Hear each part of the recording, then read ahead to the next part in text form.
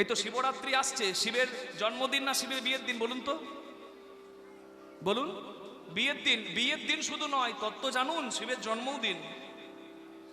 ভাগবত মহাপুরাণে বলা হচ্ছে, শিবপুরাণে বলা হচ্ছে, শিব নিজেই আবির্ভূত হচ্ছেন। ব্রহ্মা বিষ্ণুর দ্বন্দ্ব ভাঙাতে শিব আবির্ভূত হলেন, দীর্ঘ রূপ সংকুচিত হলো, শিবলিঙ্গের রূপ ধরল এবং সেই শিবলিঙ্গ রূপই জগতে পূজিত হলো, শিবপুরাণের মত। আর ভাগবত মহাপুরাণে বলা হচ্ছে, ব্রহ্মার রাগ থেকে, ব্রহ্মার ক্রোধ থেকে, ব্রহ্মার ভ্রকুটি থেকে শিবের যেদিন জন্ম হলো সেই দিনটাই শিবরাত্রি হলো। নিতাই গৌর হরি বল। শিবরাত্রি মানে বিয়েরও দিন, আমার জন্মদিন। আপনি শিব মন্দিরে যাবেন, ওই গাঁজা খেয়ে, ভাং খেয়ে, অসভ্যের মতো রাস্তার ধারে না পড়ে থেকে আসল শিব তত্ত্ব জানার চেষ্টা করবেন। দ্বাদশ জ্যোতির্লিঙ্গ পারলে ভ্রমণ করার চেষ্টা করবেন। অন্তর থেকে বৈষ্ণব শ্রেষ্ঠ মহাদেব, তত্ত্ব সম্রাট মহাদেবকে শ্রদ্ধা জানাবেন। আমরা তত্ত্ব জানার চেষ্টা করি না, শুধু রোডে কত বাম্পার, বাবার কত টেম্পার, রোডে কত বালি, বাবার কত শালি, বাবা গেল বোম্বে শ্রীদেবীর সঙ্গে, বড় বড় উঠছে, বাবার মাথা ঘুরছে। ওরে সর্বনাশ, হতভাগার দল। আমি তো এগুলো মুখস্থ করে ফেলেছি শুনতে শুনতে। এসব কথা ছাড়ুন। আপনি যদি আপনার আরাধ্য দেবদেবীকে শ্রদ্ধা করতে না পারেন, জগৎ শ্রদ্ধা করবে না। শিব শ্রদ্ধার পাত্র, কৃষ্ণ শ্রদ্ধার পাত্র। আপনি গাণপত্য মানে গণেশ পূজা করবেন, সৌর ভক্ত শিব পূজা করবেন, শৈব ভক্ত মানে শিব পূজা করবেন, সৌর ভক্ত মানে সূর্য পূজা করবেন, নাকি শাক্ত মানে কালী পূজা করবেন, নাকি বৈষ্ণব মানে হরিভজন করবেন, এটা আপনার ব্যক্তিগত ব্যাপার। 5টি পদ্ধতিতে ভগবত পথে যাওয়া যায়। আপনি কট লাইন ধরতে পারেন, মেন লাইন ধরতে পারেন, অসুবিধা কিছু নাই, কিন্তু যেতে হবে সেইখানেই। রাধে রাধে। তাই বলি, শ্রদ্ধা করুন এবং সবাইকে বাড়িতে শিক্ষাটা দিন, যাতে ধর্মপ্রাণ হয় বাচ্চারা এবং সবাই যেন নিজেদের আরাধ্য দেবদেবীকে শ্রদ্ধা করতে পারে, সনাতন ধর্মের ভালো দিকটা জগতের কাছে তুলে ধরতে পারে। নিতাই গৌর প্রেমানন্দে হরি হরি বল। আমাদের দেহ রক্ত মাংস হাড় দিয়ে গড়া, আর ভগবানের সত্তাটা সচ্চিত আনন্দ দিয়ে গড়া, তাই তিনি সচ্চিদ আনন্দ। তিনি আনন্দের প্রতীক। সোনার বরণ কান্তি, সোনার মতো রং, অপূর্ব সুন্দর, আজানুলম্বিত ভুজ, দীর্ঘ দেহ, দীর্ঘ বক্ষ।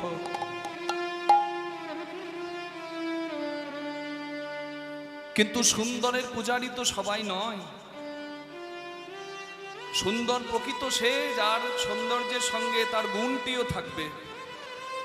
মহাপ্রভু পরম গুণের অধিকারী। তস্মৈ মহাপ্রেম রস প্রদায়, গোলকের গোপন ধন, কিশোরীর ভাণ্ডারে লোকানো ধন, ব্রজের উন্নত উজ্জ্বল রস নির্যাস, যার নাম প্রেম বা ভক্তি, তিনি হরিনামের সঙ্গে বিলিয়ে দিলেন।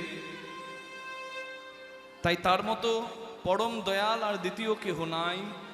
সংকীর্তনের পিতা শ্রীকৃষ্ণ চৈতন্য, সংকীর্তন যজ্ঞে তারে যে ভজে, তার জীবন হয় ধন্য ধন্য। নবদ্বীপ হেন গ্রাম ত্রিভুবনে নাই, জহি অবতীর্ণ আমার শ্রী গৌরাঙ্গ গোসাই। প্রণমঃ কলিযুগ সর্বযুগ সার, হরে কৃষ্ণ মহামন্ত্র যাহাতে প্রচার।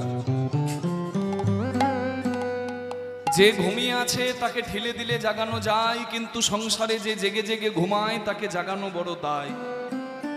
কলির জীব জ্ঞানন্ধ, তাই জ্ঞানন্ধ কলির জীবকে পথ দেখাতে যিনি এলেন, অচৈতন্য কলির মানুষকে চৈতন্য দিতে যিনি এলেন, তিনি হলেন শ্রী চৈতন্য।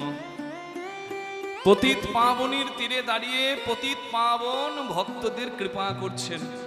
পতিত পাবনী মানে মা গঙ্গা, যার জলে সবাই ঠাঁই পায়। কি পাপী কি পুণ্যবান, ঠিক তেমনি পতিত পাবন শ্রী গৌরাঙ্গ মহাপ্রভু, যার চরণতলে সবাই আশ্রয় পায়। তাই পতিত পাবনীর তীরে পতিত পাবন দাঁড়িয়ে আজকে খেলছেন হরি নামের খেলা। কি খেলা? খেলো এ নদু খেলা রে কি খেলো রে বিনোদ খেলা, খেলো এ বিনোদ খেলা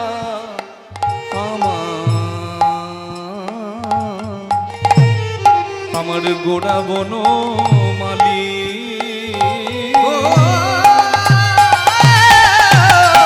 খেলো রে বিনোদ খেলা ওই না পুলিন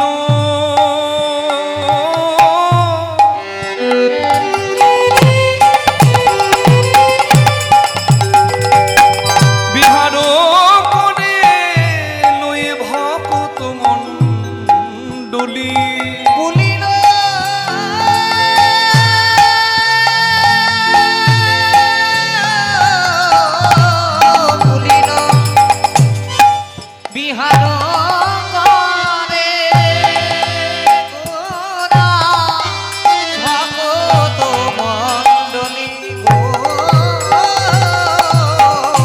হরি নামের খেলা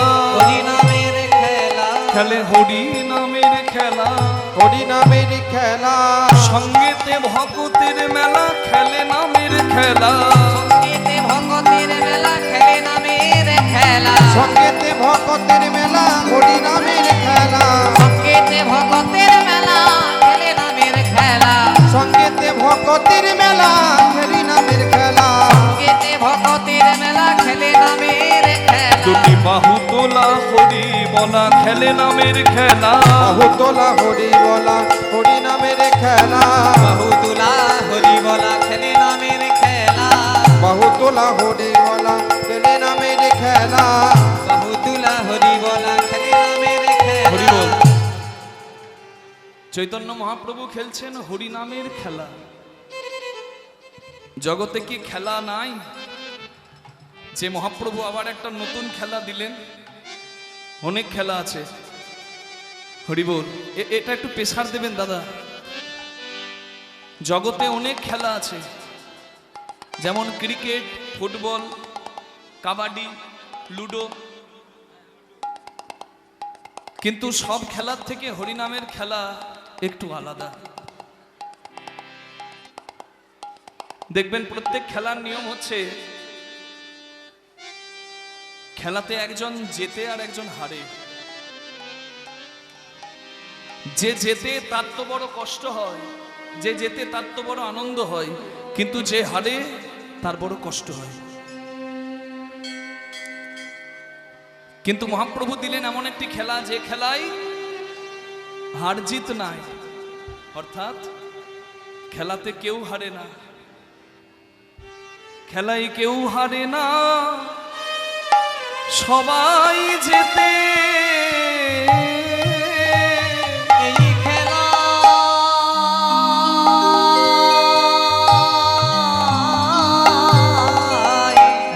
খেলায় কেউ হারে না, সবাই জেতে। যেজন হরি নামে নামের খেলাতে মাতে, এই খেলাই কেউ হারে না, সবাই যেতে। যেজন হরি নামে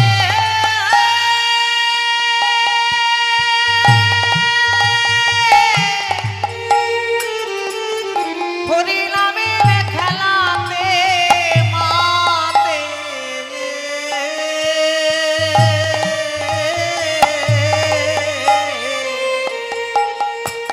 এই খেলায় কেউ হারে না, সবাই জেতে।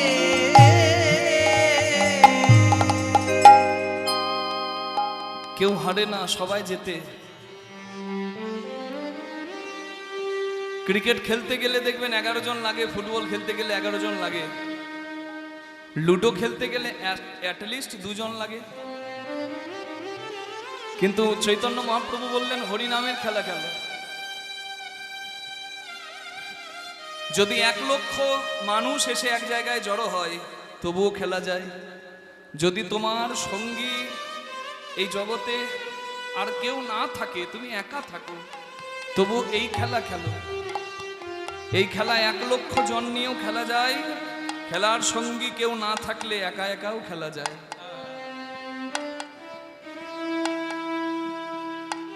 প্রত্যেক খেলার উপকরণ থাকে। ক্রিকেট খেলতে গেলে ব্যাট লাগে, বল লাগে, গ্লাভস লাগে, উইকেট লাগে। ফুটবল খেলতে গেলে ফুটবল লাগে, গ্লাভস লাগে, বুট লাগে। লুডো খেলতে গেলেও গুঠি লাগে, বোর্ড লাগে। চৈতন্য মহাপ্রভু বললেন হরিনামের খেলা খেলো। এই খেলাই তোমার যদি নামের মালা থাকে তাতেও হবে, যদি না থাকে তুমি করে নাম জপ করবে, যদি তাও সামর্থ্য না থাকে তুমি মনে মনে হরিনাম করে প্রভুকে স্মরণ করবে। যদ করোসি যদাসনাসি যদ জুহোসি দদাসি যদ তপস্যসি কন্তেও তৎকুরুষ মদ অর্পণম। ঝাঁটা হাতে থাক, ঘর মোছার নেতা হাতে থাক, অফিসের ব্যাগ হাতে থাক কিংবা কোদাল হাতে থাক, কর্ম করতে সংসারে আসা প্রত্যেকেই কর্ম করবে, কিন্তু কর্মক্ষেত্রে জ্ঞান অন্ধ হয়ে যেন কেউ হরি না ভুলে যায়।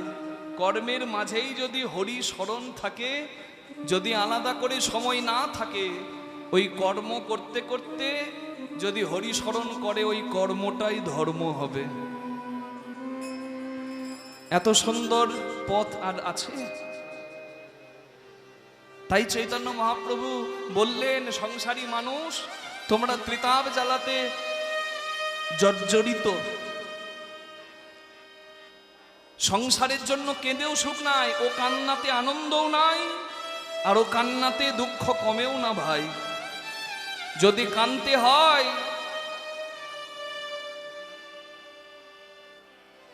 তাহলে কৃষ্ণ বলে কান। তোমরা পড়ো পড়ো নামের মালা, তোমরা পড়ো পড়ো হরি নামের মালা, যাবে ভবের ত্রিতাপ জ্বালা। পড়ো পড়ো হরি নামের মালা। জগতে যা কোথাও হয় না তা হরিনামের খেলাতে হয়। বাহ্যিক স্মৃতি শূন্য হয় মানুষ, মানে যা নিয়ে আমাদের অহংকার, আমিত্ব, আমার পরিচয়, আমার কোন বংশে জন্ম, এই সমস্ত বাহ্যিক স্মৃতি শূন্য হয় নামের জগতে, ভক্তি জগতে। যা থেকে আমাদের অহংকারের জন্ম হয় সেগুলি বিস্মরণ হয়। আর আসল পরিচয় আমরা জানতে পারি জীব নিত্য কৃষ্ণ দাস, শ্রীনান্ত বিশ্বে অমৃতস্য পুত্রা, ভগবান অমৃতময়, আমরা তার সন্তান। সব থেকে বড় পরিচয় এটা মানুষ উপলব্ধি করতে পারে। কে মুখার্জি, কে ব্যানার্জি, কে চ্যাটার্জি, নাকি কে সরকারি অফিসার, নাকি কে শিল্পপতি, এই সমস্ত বাহ্যিক অহংকারের পরিচয় মানুষ ভোলে এই ভক্তি জগতে, নামের জগতে। এখানে প্রত্যেকে নিজেকে ভৃত্য মানে, চাকর মানে, দাস মানে।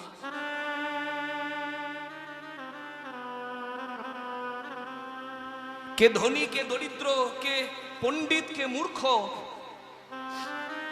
কে ব্রাহ্মণ, কে শূদ্র, এই সমস্ত তুচ্ছ ভেদাভেদ ভুলে মানুষ ভক্ত হয়, মানুষের পরম চৈতন্য হয়। আর এই হরিনামের খেলায় মেতে এ সংসারে যা কোথাও দেখা যায় না, তাই হরিনামের খেলাতে হয়। এই নামের খেলায় মেতে জগতে কত পিতা ধরে তা পুত্রের চরণ,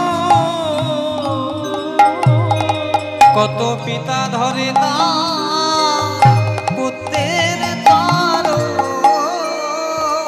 দেহ স্মৃতি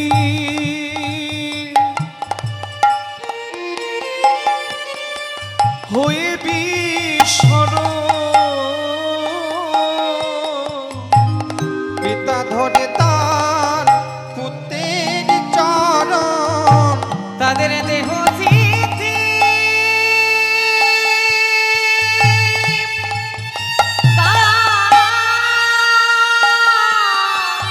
হয়ে বিস্মরণ, কত পিতা ধরে তার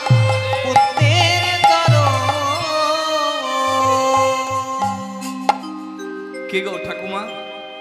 কীর্তনিয়া বলছে মানেই শুনতে হবে। জগতে দেখেছেন কোথাও যে বাবা ছেলেকে প্রণাম করে? গতকাল যারা আমার পরিবেশিত নিত্যানন্দ মিলন শুনেছিলেন প্রথম থেকে, তারা জেনেছেন যে শিবানন্দ সেন পুত্র পরমানন্দ সেনকে প্রণাম করেছিল, কারণ মহাপ্রভুর কৃপায় ভক্তি জগতে সন্তান এগিয়ে গিয়েছিল পিতার থেকে। আরো একটা উদাহরণ আজকে দিচ্ছি, যে বাবা ছেলেকে প্রণাম করে তার প্রমাণ রামায়ণে। পিতার নাম বিভীষণ, পুত্রের নাম তরণী সেন। রামচন্দ্রের কৃপায় রাক্ষসকুল উদ্ধার হয়ে যাচ্ছে। জ্যাঠা রাবণের আশীর্বাদ মাথায় নিয়ে বিভীষণ পুত্র তরণী সেন মা সরমার কাছে এসে মাকে প্রণাম করে বলছে, মা গো, মায়ের আশীর্বাদ যদি সন্তানের মাথায় থাকে, সন্তান সব কাজে জয়ী হয়। আমি জীবনের সব থেকে বড় যুদ্ধে যাচ্ছি, বোধহয় এটাই আমার জীবন যুদ্ধ। আমি ফিরবো কিনা জানি না, তবে তুমি আমায় আশীর্বাদ করো মা, আমি যেন শ্রীরামচন্দ্রকে উদ্ধার করতে পারি। ছেলের মুখে আঙুল দিয়ে মা বলে, কি বলছিস বাবা? রামচন্দ্র ভগবান, ভগবানকে কি কেউ উদ্ধার করতে পারে? না না, ভগবানকে ভক্ত জয় করতে পারে। তুই যখন মনে মনে ভেবে নিয়েছিস যে তুই রামচন্দ্রের সঙ্গে যুদ্ধ করতে যাবি, আমি তোকে বাধা দেব না।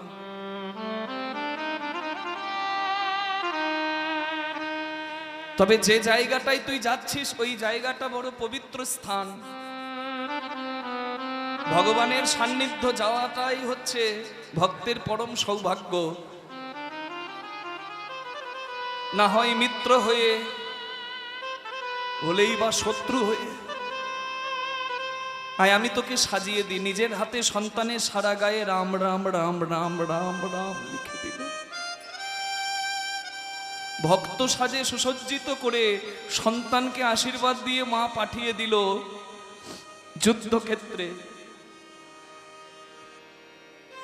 শিশু তরণী সেন মায়ের আশীর্বাদ মাথায় নিয়ে এসেছে যুদ্ধক্ষেত্রে শ্রীরামচন্দ্রের সঙ্গে সম্মুখ সমরে। রামচন্দ্র বালক তরণী সেনকে দেখতে পেয়ে বিভীষণকেই প্রশ্ন করছে, বিভীষণ, আহ বাবা, অপূর্ব, কি সুন্দর ওই শিশু। আমার দেখে মনে হচ্ছে আমার কোনো ভক্তের সন্তান, সারা গায়ে আমার নাম লেখা। বিভীষণ, তুমি দেখো তো চিনতে পারো কিনা? বিভীষণ ভালো করেই জানতেন যে এসেছে সে আর অন্য কেউ নয়, তার নিজের সন্তান। জগতে প্রত্যেকটা পিতা শাক দিয়ে মাছ ঢাকার মতো নিজের ছেলের দোষ ঢাকতে ব্যস্ত। আর যাকে আপনারা ঘরশত্রু বিভীষণ বলেন, সেই বিভীষণের চরিত্র দেখুন। বিভীষণ চাইলে ছেলেকে বাঁচিয়ে দিতে পারত, কিন্তু বিভীষণ সত্যের কাছে মাথা নামালেন না। বললেন, প্রভু, শত্রুপক্ষ থেকে এসেছে, ও তো মায়াবী, ওর মায়াবী রূপটা দেখে তুমি ভুল করো না। তুমি ক্ষত্রিয়, তোমার ধর্মই হচ্ছে যুদ্ধ করা, তুমি যুদ্ধ করো। বিভীষণ ভালো করে জানতেন যদি রাম যুদ্ধ করে তার সন্তানের মুখ আর কোনোদিন দেখতে পাবে না বাবা। কিন্তু তবুও মনে মনে ভাবলো, জন্ম নিয়েছে যে সবাই তো যাবে, কিন্তু স্বয়ং ভগবানের হাতে উদ্ধার পাবার সৌভাগ্যবানেরই হবে। রামচন্দ্র যুদ্ধ করলেন, প্রবল পরাক্রমী তরণী সেন, তথাপি শ্রীরামচন্দ্র বিভীষণের কথাতে ব্রহ্মাস্ত্র নিক্ষেপ করে তরণী সেনের মস্তক ছেদন করলেন। শিশু তরণী সেনের কাটা মুন্ড গড়াগড়ি দিচ্ছে দোলাই, গড়িয়ে গড়িয়ে শ্রীরামচন্দ্রের চরণ সম্মুখে এসে কাটা মুন্ড ধ্বনিত করছে মরণ কালে, শ্রীরাম রাম রাম রাম রাম রাম, শ্রীরাম রাম রাম রাম রাম রাম,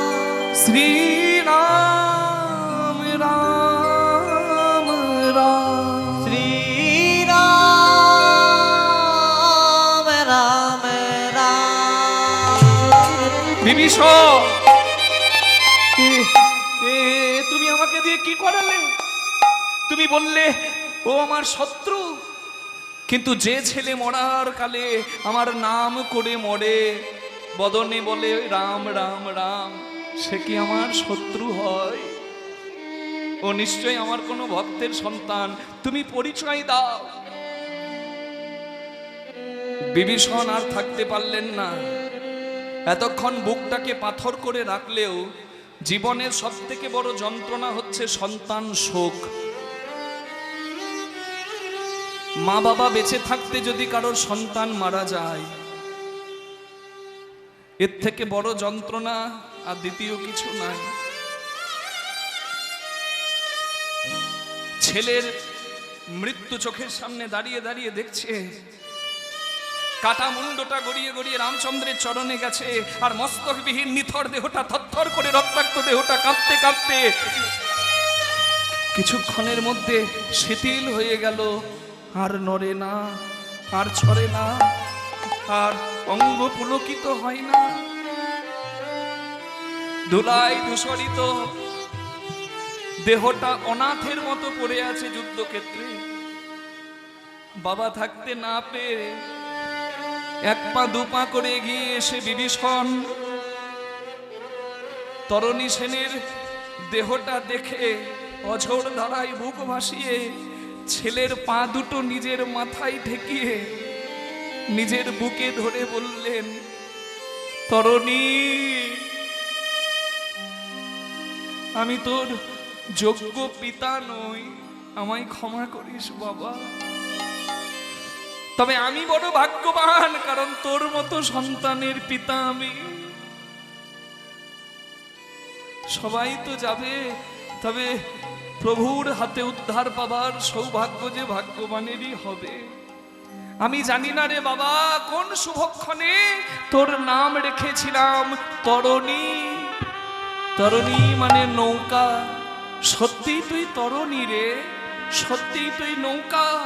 কান্ডারি স্বয়ং শ্রীরাম, যে নৌকার কান্ডারি স্বয়ং শ্রীরাম হয়, সেই নৌকা তো ভব পারে অবশ্যই যায়। আমি জানি না আমি ভব পারে যেতে পারবো কিনা, তাই আমি তোকে প্রণাম করে বলি, তোর এই ভব পারের নৌকায়, তোর এই ভব পারের তরিতে তোর এই হতভাগা পিতাকেও একটু জায়গা দিস রে তরুণী রে।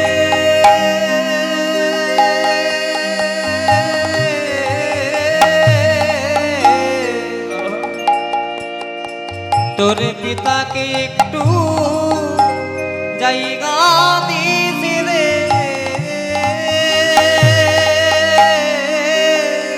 তরুণী রে,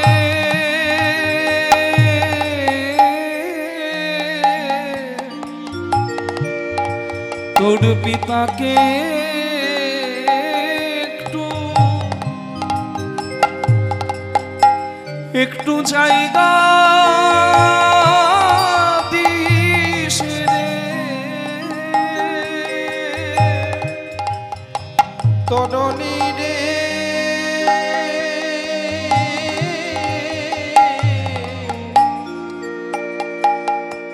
তোর পিতাকে একটু জায়গা দিস রে। তোর মতো আমি যেন ভব পারে যেতে পারি। তোর পিতাকে একটু জায়গা দিস রে।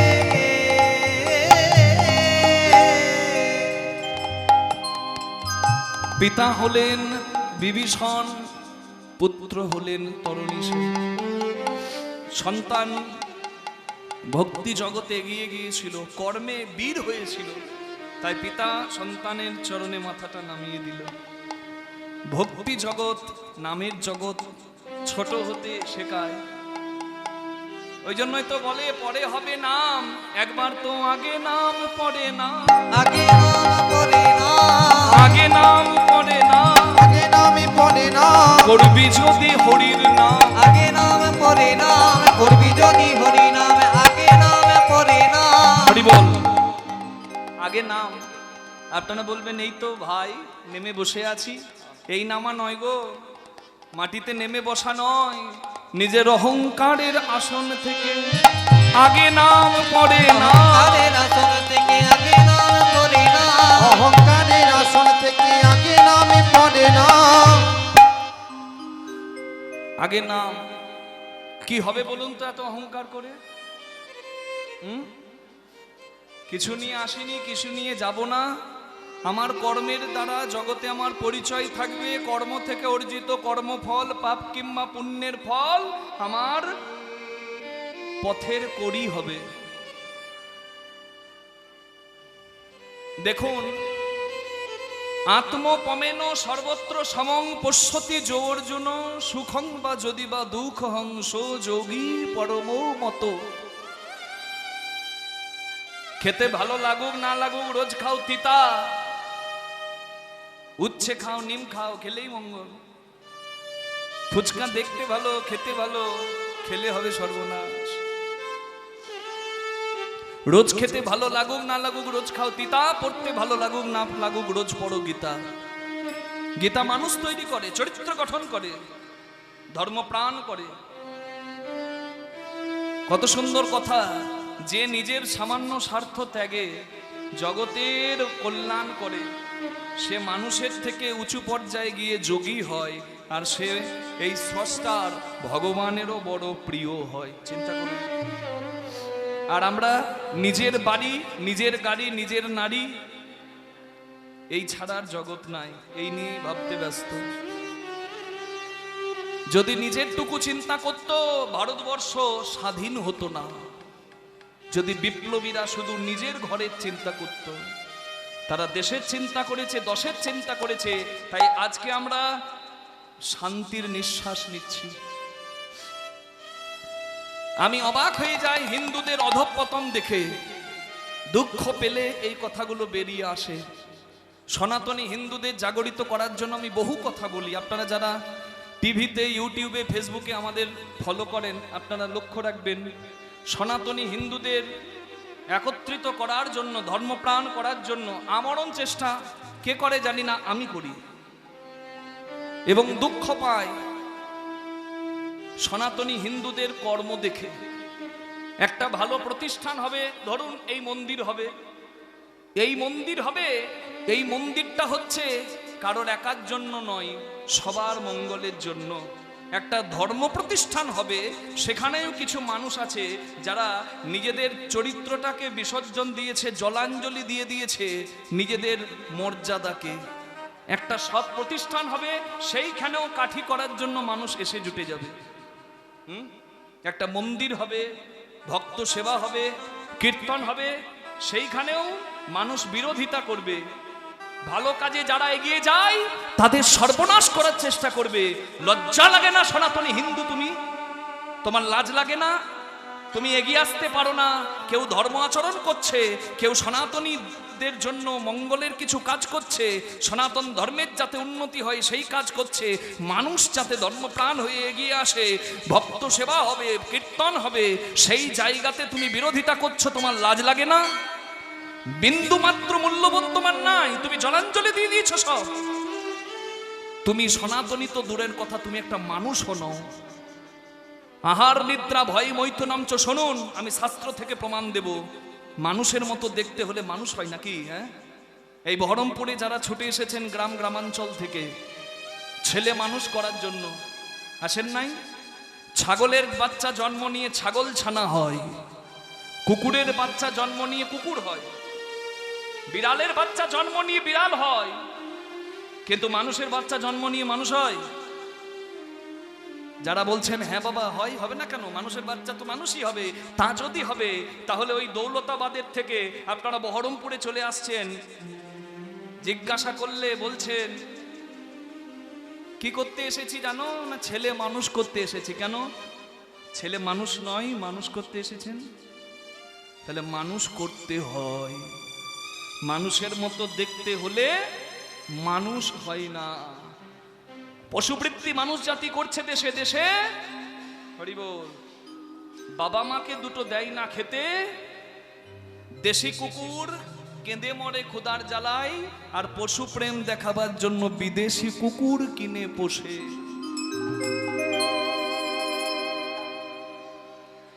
হরি বল। ভদ্রবেশে ঘুরলে দেশে মানুষ হয় না, মানুষ হয় জাগে যখন জ্ঞানের চেতনা। ইউনিভার্সিটির হাই স্কুলের ডিগ্রি থাকলেও কত কত, তাকিয়ে দেখুন মানুষের চলন বলন যেন মূর্খের মতো। আমি এখানে এসে বড় কষ্ট পেলাম, বড় দুঃখ পেলাম যে মানুষ ভালো কাজে এগিয়ে যাচ্ছে আর তাদেরকে বাধা পেতে হচ্ছে। লজ্জা লাগার কথা। আপনার রক্তে বোধহয় সনাতনী রক্ত নাই। যদি সনাতনী হিন্দুর রক্ত থাকতো এই আচরণ আপনার হতো না। যদি গায়ে লাগে লাগুক গায়ে। সত্য কথা কষ্টই দেয়, কিন্তু সত্য কথা শুনবেন ওতেই মঙ্গল হয়। আপনারা ভালো করেই জানেন কৃষ্ণ নামে চোখে জল আসে মনে, অন্যায় দেখে প্রতিবাদ করবে না, এটা কিন্তু ভক্তের আচরণ নয়। যে কৃষ্ণ বাঁশি বাজিয়ে মন ভোলায় সে আবার সুদর্শন চক্র ধরে সর্বনাশ করে শত্রুর। যে গৌরাঙ্গ কেঁদে প্রেম বিলায়, কাজীর অন্যায় দেখলে নৃসিংহ রূপে কাজীর দরজায় দাঁড়ায়।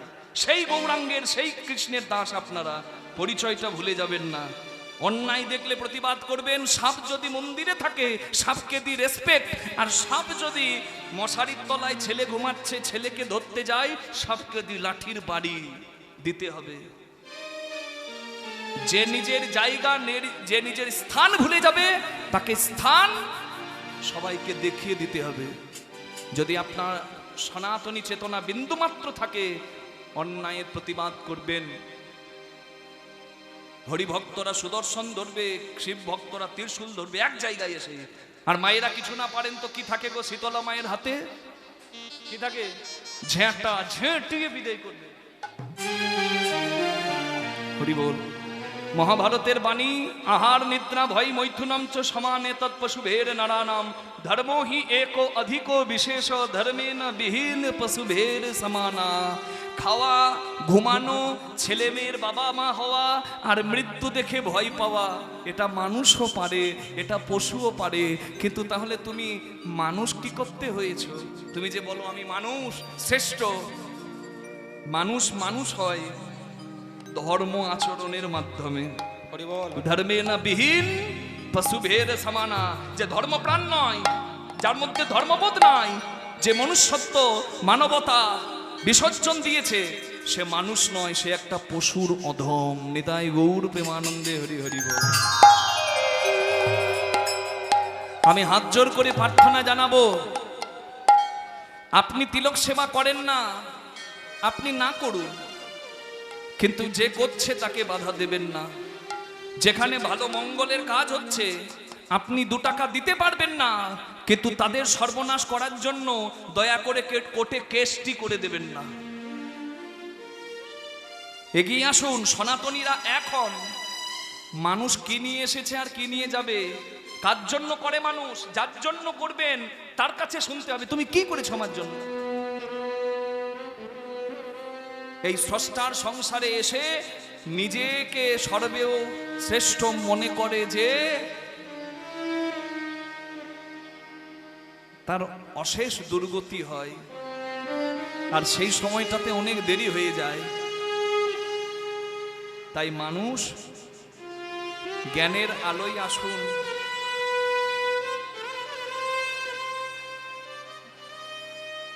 সবার চৈতন্য হয়, এটাই আমি চৈতন্যের কাছে প্রার্থনা জানিয়ে যাই।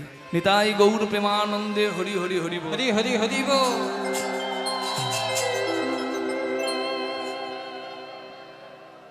মহাপ্রভু খেলছেন খেলা, সত্য যুগেও খেলেছেন খেলা, ত্রেতা যুগেও খেলেছেন খেলা, দাপর যুগেও খেলেছেন খেলা, আর কলিকালেও খেলেছেন খেলা। খেলাটা একটু আলাদা।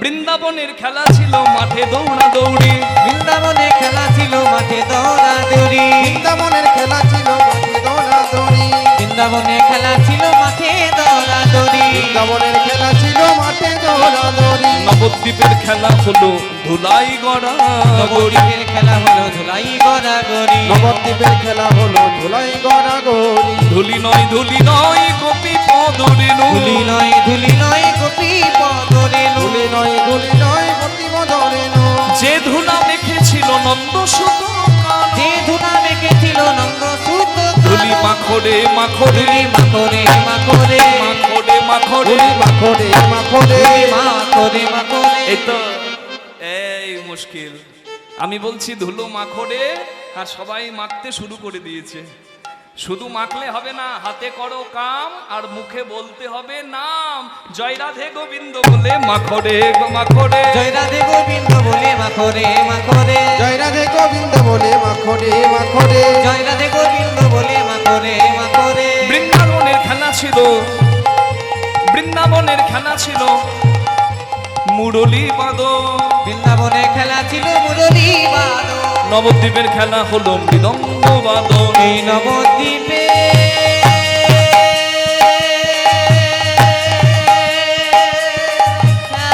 খেলা হলো মৃদঙ্গ বাদন নবদ্বীপের খেলা হলো মৃদঙ্গ বাদন বৃন্দাবনের খেলা ছিল মধুর সম্ভাষণ বৃন্দাবনে খেলা ছিল মধুরী সম্ভাষণ বৃন্দাবনের খেলা ছিল মধুর সম্ভাষণ বৃন্দাবনের খেলা ছিল মধুর সম্ভাষণ আর নবদ্বীপে খেলা হলো হরি নামেতে ভাই আর কিচ্ছু লাগে না যদি আমার মহাপ্রভুর সঙ্গী হতে চাও যদি তার চরণে একটু ঠাঁই পেতে চাও গৌরাঙ্গ বলিতে হবে পুলক শরীর হরি হরি বলিয়া নয়নে বহেনি মহাপ্রভুর খেলার তোমরা সঙ্গী হবে শুধু যদি হরি বলে একবার তোমরা কাঁদতে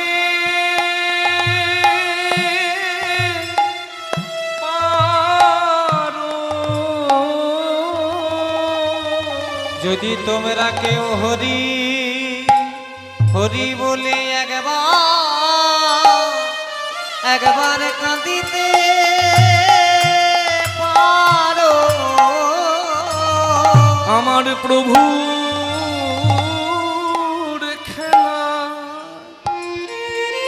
খেলার সাথী হবে যদি তোমরা কেউ হরি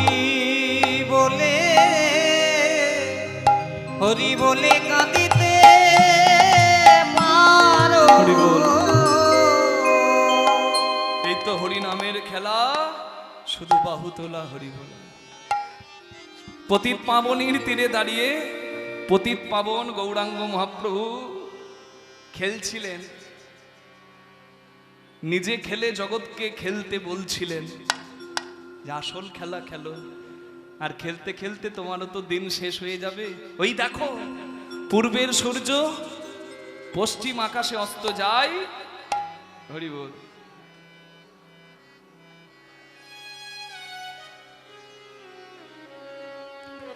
বেলা যে বয়ে যায় যত দিন যায় বয়স কারোর বাড়ছে না গোনা দিন কমে আসছে বয়স কমে যাচ্ছে তাই মহাপ্রভু দিবায় অবসান হেরি প্রভু গৃহেতে চলি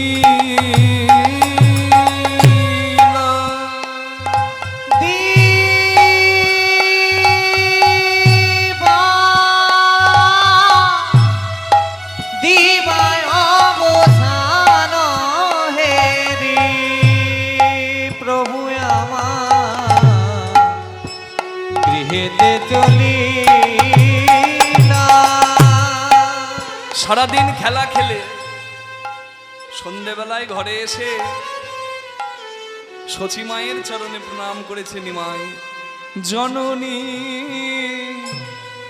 চরণে আসি প্রণাম করিলা প্রণাম করিলা প্রণাম করি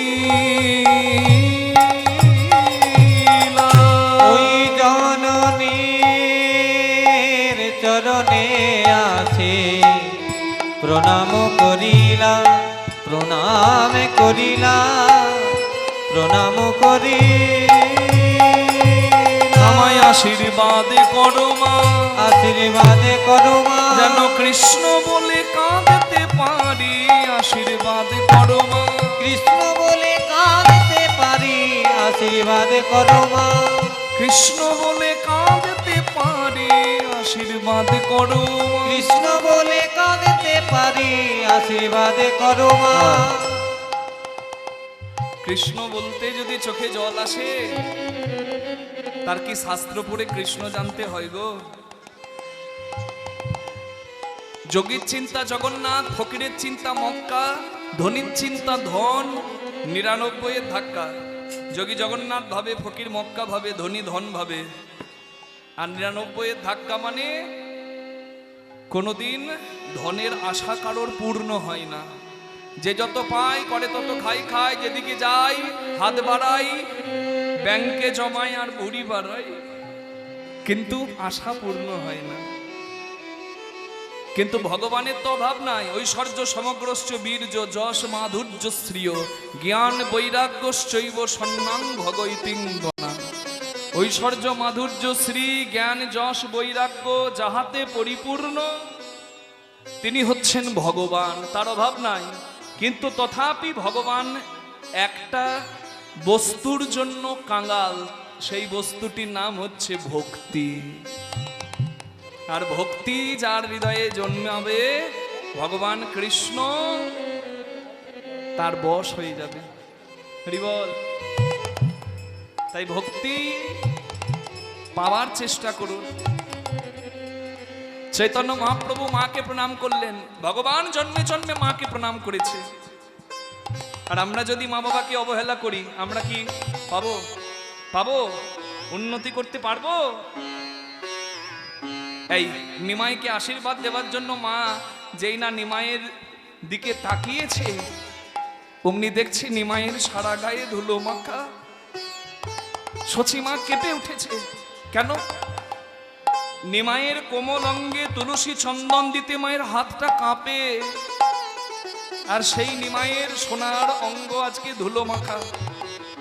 সচিমা বলে, নিমাই তোকে এমন করে ধুলো মাখিয়েছে কে রে বাবা? কে ধুলা দিয়েছে? কে বা ধুলা দিয়েছে? কে ধুলা দিয়েছে? কে ধুলা দিয়েছে? আমার কাঁচা সোনার অঙ্গে বলো কে ধুলা দিয়েছে? কাঁচা সোনার রঙে বলো কে ধুলা দিয়েছে? না না না, আমি আর যেতে দেব না, আর যেতে দেব না। অভিমানে সচি বলে আর যেতে দেব না, অভিমানে সত্যি বলে আর যেতে দেব না। সংকীর্তনে বিশ্বম্ভরে আর যেতে দেব না, সংকীর্তনে বিশ্বম্ভরে আর যেতে দেব না। রাখবো মোরাঙ্গিনার মাঝে আর যেতে দেব না। রাখবো আঙিনার মাঝে আর যেতে দেব না। একই রে নরহরি, তুই এমনি করে আমার নিমাইকে ধুলো দিলি রে বাপ। আরে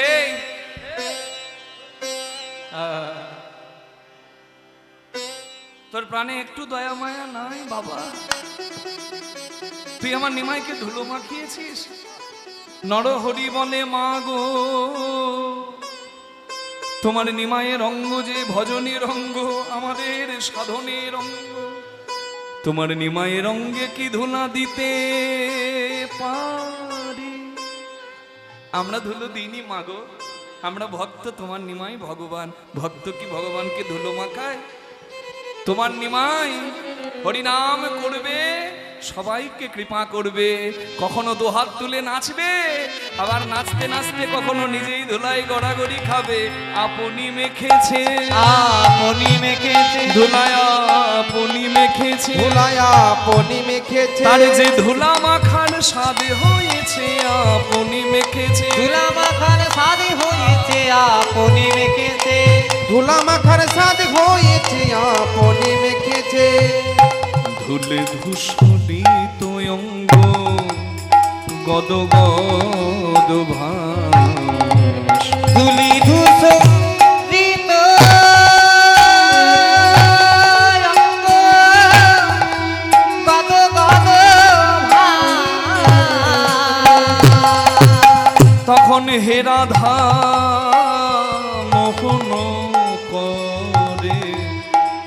করো তো হিয়াস, করো তো হিয়াস, করো তো হিয়াস। এ রাধা মোহন পদ করো তো হিয়া, করো তো হিয়া, করো তো হিয়া। এইবার পদকর্তা এই পদাবলী লিখে শেষে হাত জোর করে কাঁদছেন, যেন চরণ ছাড়া করো না, চরণ ছাড়া করো না, ওগো পতিত পাবন গৌর হরি, চরণ ছাড়া করো না। পতিত পাবন গৌর হরি, চরণ রাধে। ছাড়া করো না। এটা হচ্ছে সব থেকে বড় প্রার্থনা। হরিবাসরে এসে প্রার্থনা কি? কীর্তন হচ্ছে মাধ্যম, আর কীর্তনকে মাধ্যম করে ভগবানের চরণে আত্মনিবেদনটাই হচ্ছে মানুষের লক্ষ্য। কীর্তন তো উপলক্ষ্য। প্রার্থনা সবাই করুন, আর প্রার্থনা করা হয় কি না হয় হাত জোর করে বলুন। কার মতো বলতে হবে? হরিদাস ঠাকুরের মতো, যার জন্ম নিয়ে 3 কুল গেছে, মাতৃকুল, পিতৃকুল, জাতকুল, অকুলের কুল। গুরু শ্রী অদ্বৈত আচার্যের কৃপা পেয়ে গৌরাঙ্গ অকুলের কুল, সেই গৌরাঙ্গের কৃপা পেয়ে পুরী ধামে প্রতিদিন 3 লক্ষ নাম সংখ্যা জপ করে আর জগন্নাথের প্রসাদ গ্রহণ করে। গোবিন্দ নামে এক ভক্ত জগন্নাথের প্রসাদ দিয়ে যায় হরিদাস ঠাকুরকে। তা জীবনের শেষ পর্যায়ে এসে হরিদাস ঠাকুর কি করলেন জানেন? গোবিন্দ ভক্ত প্রসাদ দিতে এসেছে জগন্নাথের প্রসাদ হরিদাস ঠাকুরকে, হরিদাস ঠাকুর প্রসাদ গ্রহণ করলেন না। গোবিন্দ গিয়ে মহাপ্রভুকে বলে দিলেন, মহাপ্রভু তখন পুরী ধামে, প্রভু হরিদাস ঠাকুর আজ প্রসাদ গ্রহণ করলেন না। মহাপ্রভু এলেন হরিদাসের কাছে, হরিদাস তুমি জগন্নাথের প্রসাদ গ্রহণ করলে না কেন? হরিদাস ঠাকুর হাত জোর করে গৌরাঙ্গ মহাপ্রভুকে বললেন, প্রভু আমি মন্দিরের জগন্নাথের প্রসাদ সারা জীবন পেলাম, তবে আজকে আমি আমার সচল জগন্নাথ শ্রী গৌরাঙ্গের প্রসাদ চাই। হরিদাস এমন কথা কেন তোমার? কি হয়েছে? বলে, প্রভু আজকে আমার যাবার দিন। হরি বল। আজ আমার যাবার দিন। আমি সারা জীবন তোমার কাছে কিচ্ছু চাইনি, তবে আজ আমি তোমার কাছে কিছু চাইব, তুমি কথা দাও ফিরিয়ে দেবে না। বলো হরিদাস তোমার কি চাই? প্রভু আমার হৃদয় থেকে যখন প্রাণ বেরিয়ে যাবে, আমার এই নয়ন যেন তোমার শিরূপ দর্শন করে, আমার শ্রবণ যেন তোমার মুখের হরিনাম শোনে, আমার কণ্ঠ যেন হরিনামে ধ্বনিত হয়, আর আমার যাবার কালে তোমার যুগল চরণে যেন আমার বক্ষ মাঝে পায়।